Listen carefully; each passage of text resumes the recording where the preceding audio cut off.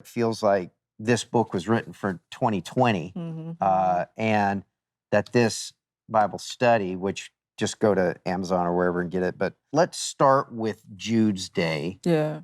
What do you feel he was waving this yellow or red flag in regard to specifically then? Yeah, well, if you look at verse 3, he calls them friends and he says, hey, I was very eager to write to you about our common salvation being the salvation that we all share, which is a really noble thing to write about. Who doesn't want to write about salvation? Who doesn't want to write about what Jesus has done for us all, that Jesus has made a way for people to be saved from the wrath of God?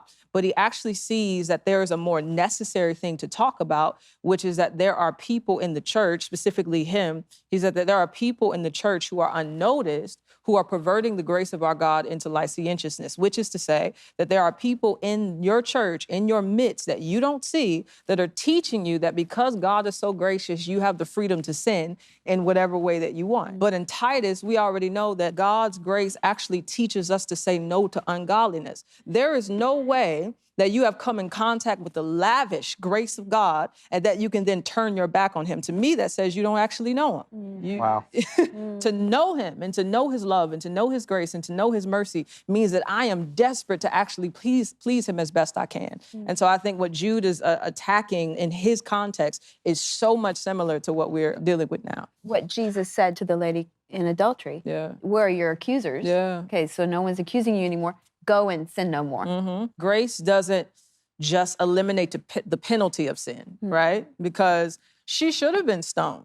The law says that all sin deserves death. So what the Pharisees were saying was actually a right understanding of what her penalty should be. But when he says go and sin no more, he not only removes the penalty, but he empowers her to actually not walk in the same way, right? Yeah. And so we see that grace removes penalty and empowers you to do the impossible, which is to live holy. Gives you the ability, because he wouldn't have said that. Absolutely not. Yeah. Or it would be unfair. Right. Go and sin no more. How? Yeah. Because I'm going to die, I'm going to send my spirit to help you. So good. Oh, no, ain't it great? So good.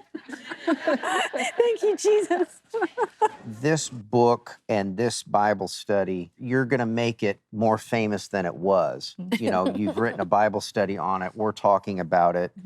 We want this known and loved, this little book. What do you think it's addressing specifically today?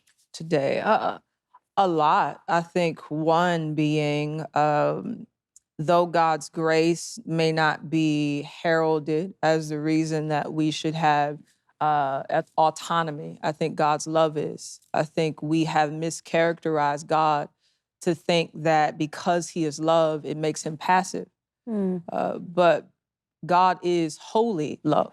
And so because he is holy love, his love demands that we respond to him in the way that he deserves, which is to be loved back.